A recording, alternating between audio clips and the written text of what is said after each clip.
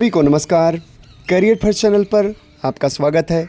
Dictation लिखने के लिए तैयार रहें। हार्ड मैटर है, ध्यानपूर्वक लिखेंगे। Ready, start. धर्मनिरपेक्ष राज्य का चरित्र यह है कि धर्म समाज का सामूहिक कार्य न होकर व्यक्ति का व्यक्तिगत कार्य है।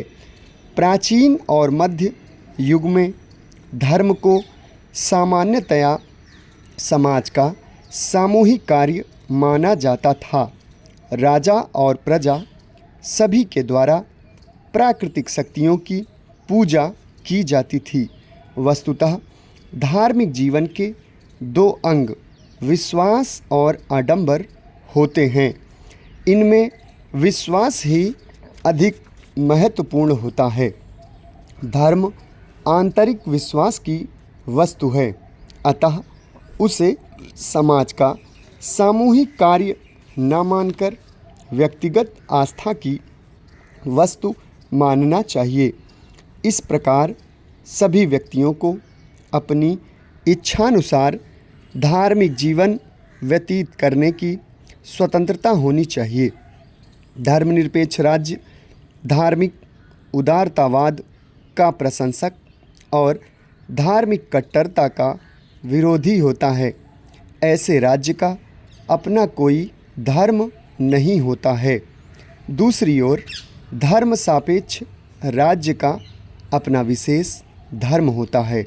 उदाहरणार्थ पाकिस्तान तथा कई अरब राष्ट्रों ने इस्लाम को अपना धर्म घोषित कर रखा है, लेकिन धर्मनिरपेक्ष राज्य सभी धर्मों को समान समझता है और इसके द्वारा किसी विशेष धर्म के प्रभाव को बढ़ाने या कम करने का कोई प्रयत्न नहीं किया जाता।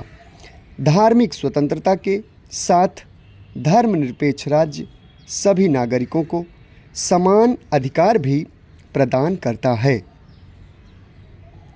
धर्मनिरपेक्ष राज्य के अंतर्गत कोई भी धर्म या उस धर्म से संबंधित पुरोहित वर्ग राज्य के कानूनों से मुक्त नहीं होता। ऐसे राज्य में सभी नागरिकों को अपनी इच्छानुसार धार्मिक जीवन व्यतीत करने का तो अधिकार होता है, किंतु उन्हें अन्य धर्मों के विरोध का अधिकार नहीं होता। नागरिकों से यह अपेक्षा की जाती है कि वे कोई भी ऐसा कार्य ना करें जिससे अन्य धर्मों के अनुयायियों की धार्मिक भावना को आघात पहुँचे।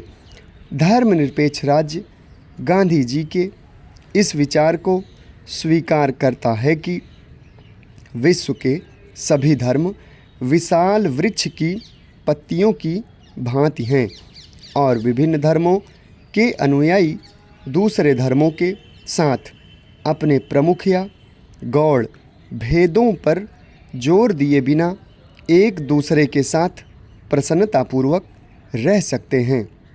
ऐसा राज्य सर्वाधिकार का विरोध करता है, जिसमें राज्य को व्यक्ति के संपूर्ण जीवन पर नियंत्रण रखने का अधिकार होता है।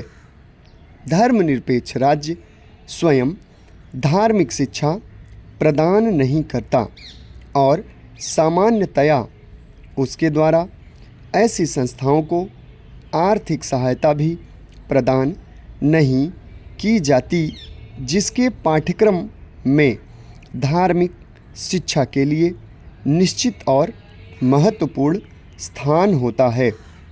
किंतु धार्मिक शिक्षा के निषेध का तात्पर्य यह नहीं लिया जाना चाहिए कि राज्य नैतिकता के नियमों को स्वीकार नहीं करता।